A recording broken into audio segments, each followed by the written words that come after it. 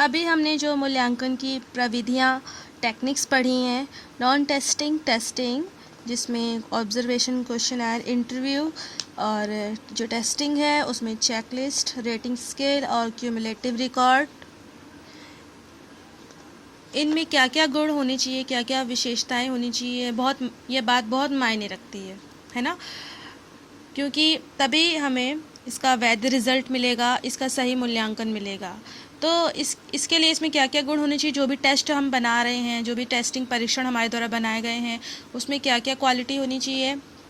उसमें वैधता हो, विश्वसनीयता हो, वस्तुनिष्ठता हो, व्यापकता हो, विभेदकारिता हो और मानक हो, स्पष्ट हो और व्यवहारिक हो।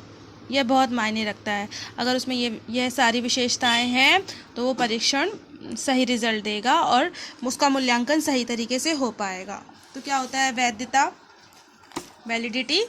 वैलिडिटी जैसा एक ही लाइन में इसका बताया गया अर्थ कि वैधता का अर्थ है परीक्षण या परीक्षा उसी योग्यता का मूल्यांकन करे जिसके लिए उसका निर्माण किया गया है। मतलब कोई भी परीक्षण जो तैयार किया गया है वो उसी का मूल्यांकन करे जिसके लिए वो बनाया गया है। ऐसा नहीं है कि एक जो परीक्षण बनाया गया है वो हर चीज़ का परीक्षण कर रहा है।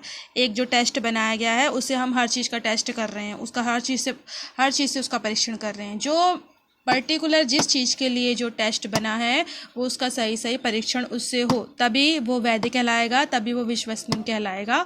और वैधता में विश्वसनीयता बहुत ही अहम होती है। अगर वो सही परीक्षण कर रहा है तो वो वैध है उस चीज़ के लिए जिसके लिए वो बनाया गया है। जैसे किसी सब्जेक्ट के लिए, गणित के लिए बनाया गया है तो वो गणित की सही परीक्षा करे, है ना। विश्वसनीयता, किसी समूह की बार बार परीक्षा लेने पर भी अंक हमेशा प्रथम बार की तरह आते हैं, उस परीक्षा को विश्वसनीयता कहा जाता है। मतलब किसी टेस्ट, अगर हमने कोई परीक्षण किया, किसी एक स्टूडेंट पर हमने कोई परीक्षण किया और पहली बार जो रिज़ल्ट आया है अगर हम बार बार करेंगे तो भी वही रिज़ल्ट आएगा, तो वो विश्वसनीय कहलाएगा। ऐसा नहीं है कि हमने पहली बार किया तो कुछ और रिज़ल्ट आ रहा था, थोड़ी देर बाद किया तो कुछ अलग रिज़ल्ट आ रहा है, तो इसमें विश्वसनीयता उसकी भंग हो जाती है। फिर तीसरा है वस्तुनिष्ठता, ऑब्जेक्टिविटी।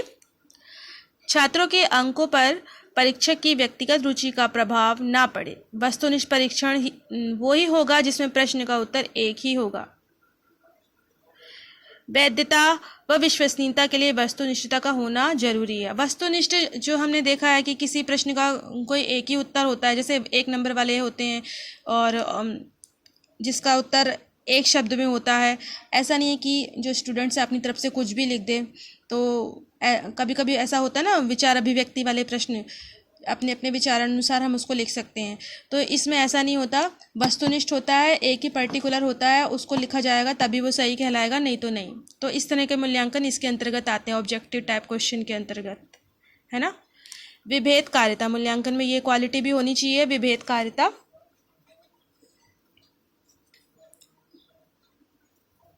डिफरेंटिलाइजेशन जिसे हम बोलते हैं, विभेदकारिता, हर स्तर के छात्रों के अनुसार प्रश्नों का समावेश हो।